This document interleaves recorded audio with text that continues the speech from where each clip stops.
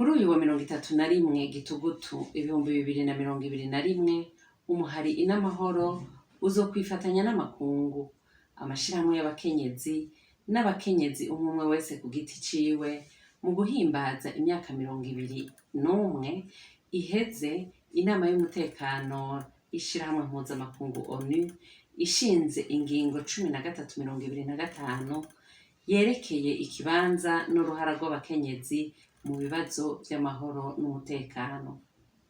Umuhari inamahoro uboneyeho akanya ko kwibutsa ko iyo ngingo yavuye kure, yaharaniwe n'amashirahamwe atari make y'abakenyezi hamwe n'igisata ca ONU kijejwe abakenyezi arico UNIFEM, uyu munsi citwa ONU Femmes. Iyemezwa ry'iyo ngingo ryarazanye akarusho kadasanzwe mu mateka y'abakenyezi nk'uko yaje gushigikira bimwe bikomeye ivyiyumviro bishingiye ku iterambere ridakumira rifatiye ku bitsina, nko gushimangira agateka k'abakenyezi n'abigeme mu gisata co guharanira amahoro n'umutekano. Akarusho nyamukuru kazanywe n'iyo ngingo 1325 nuko amakungu yemeje ko amahoro arama adashoboka kuboneka abakenyezi n'abigeme bakumiriwe, kandi ko amahoro ajana n'iterambere ridakumira. Muri iyo ngingo amakungu yemeje ko umukenyezi canke umwigeme batosubira kuba bamwe batega umutwe nk'abamobwa bahohoterwa mu bihe vy'intambara, ahubwo ko bagiye kuba kamwe gahara mu ruganda ntibacure mu bikorwa vyose vyo kugarukana no kuremesha amahoro mu bihugu vyabo no mu makungu.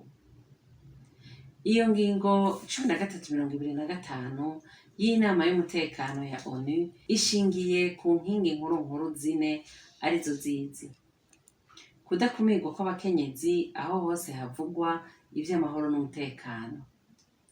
Iyo ngingo ivuga ko abakenyezi bategerezwa kuba mu nzego z'ibihugu vyabo canke mu makungu, izija mu biganiro n'izifata ingingo zerekeye amahoro n'umutekano. Inkingi ya kabiri yerekeye gukingira abigeme n'abakenyezi mu bihe vyose amahoro n'umutekano vyahungabanye mu gihugu. Iyo ngingo 1325 itegeka ko abo bose biraba gufata ingingo zibereye kugira ngo abigeme n'abakenyezi ntibahohoterwe ngo imibiri yabo n'ubuzima bwabo bibe ibikoresho vy'ingwano canke vy'abagwanyi. Inkingi ya gatatu yerekeye ugutabara no gufasha abigeme n'abakenyezi mu bihe vy'intambara, cane cane inyuma yayo hafatiwe ku vyo bakenera bisangije nk'abigeme n'abakenyezi.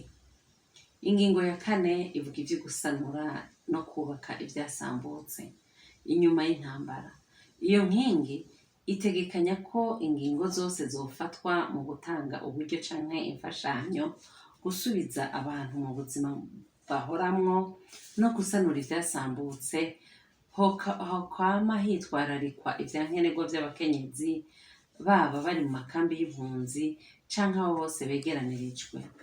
Ababijejwe ntibokwibagira kubafasha gusubira kwiyubaka bo nyene ubwabo, hatibagiwe no kubatunganiriza biciye muri bwa butungane bw'inyuma y'intambara.